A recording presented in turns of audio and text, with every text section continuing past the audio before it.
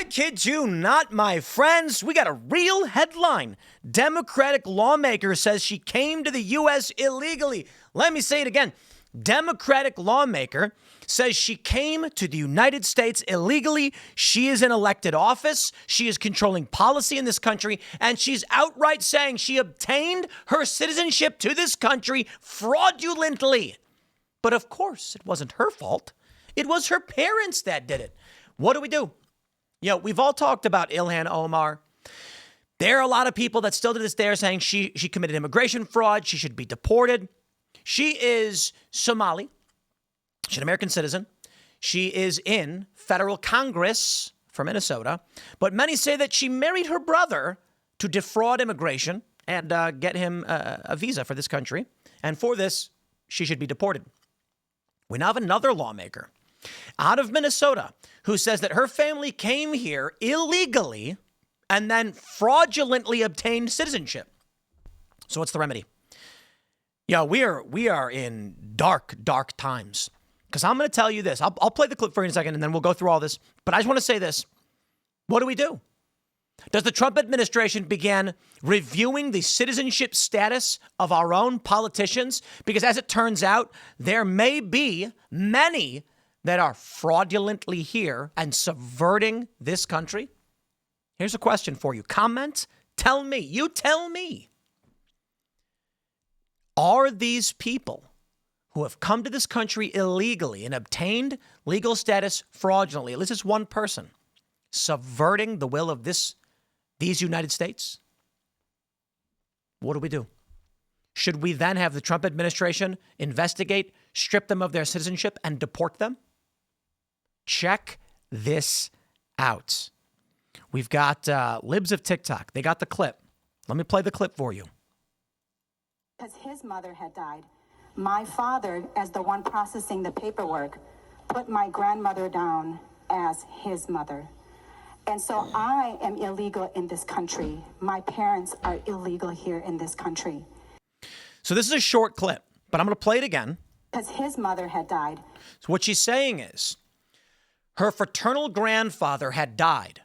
So her father listed her maternal grandmother. I'm sorry, her fraternal grandmother died.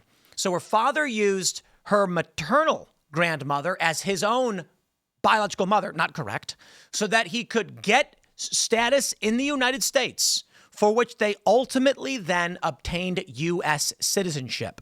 Because his mother had died, my father, as the one processing the paperwork, put my grandmother down as his mother. And so I am illegal in this country. My parents are illegal here in this country. Indeed. And what have we seen so far, my friends?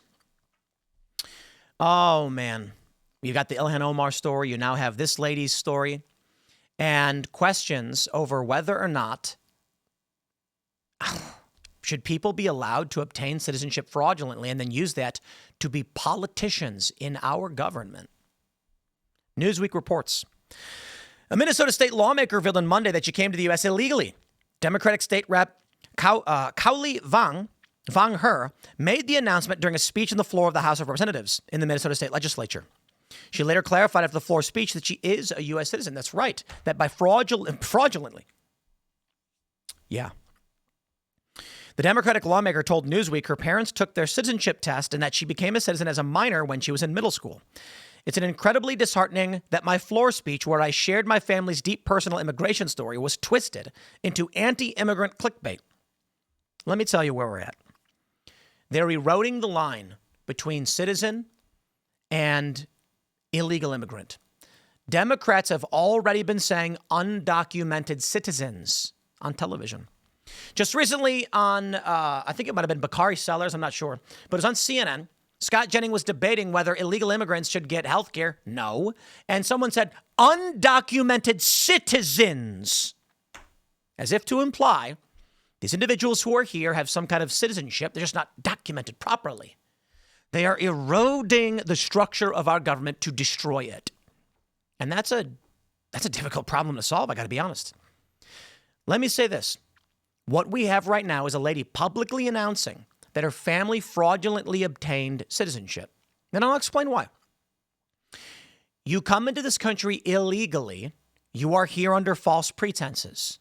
You then apply for citizenship, and that is still downstream of those false pretenses by which you came into this country. That is fraudulently obtaining citizenship. Now she's saying, I'm a citizen. You can't do nothing about it. So we as this country are now going to sit back and say illegal immigrants can become citizens, and they can even be in our state legislatures. They can even be in our government. That is the erosion. You go back 100 years, ask that question. Should a man from a foreign country who comes here be allowed to run for office illegally? They come into this country illegally and fraudulently. No, of course not. Now we're supposed to sit back because here's the line. You can't arrest her. She's a citizen. Prove it. You can't remove her from office. She's a citizen. She's a U.S. citizen. But she's telling you outright through fraud. That leaves the U.S. government only one option. Well, there's technically two options, but I say enforcement option would be to actually investigate and prove whether she's telling the truth or not, whether she fraudulently obtained citizenship. If they do, she's got to be removed. But you know what's going to happen? Nothing. The feds won't do anything. I don't imagine Trump or Kristi Noem or anybody would actually intervene. I would, because I'm a crazy person. I assume most of you would too, but I'm well past the point of caring about these manipulations and these lies. I understand PR is massively important and public perception is massively important. But even with that, Trump being a master media guy, we're still not seeing action in this level. Now, perhaps their attitude is, we don't want to do that. Here's why. I'd do it. I don't care. I'm just so over this. They say her speech comes as the country is reeling from the ICE crackdown, blah, blah, blah. I am illegal in this country, she said. My family broke the law to come here. I never knew that. I just learned that. My family was just smarter in how we illegally came here. Okay. So your citizenship is fraudulent. It should be challenged. And there you go. Now, and I live in Minnesota. She's a state rep. I would love to sue to have her citizenship claims challenged because she, as a public representative, has just admitted to being an illegal immigrant who fraudulently obtained citizenship. Okay, if you live in Minnesota, you should file a lawsuit right now because either she's lying for brownie points or she's disqualified. Let's roll, baby. I would love it if the court said, pending this lawsuit and discovery, turns out everything was actually legal and she's making up stories. Making up stories. That's what people are saying. She's not really illegal. She's just trying to play the Democrat victimhood narrative like, I, too, am illegal. I don't care. Play that game. Let's go.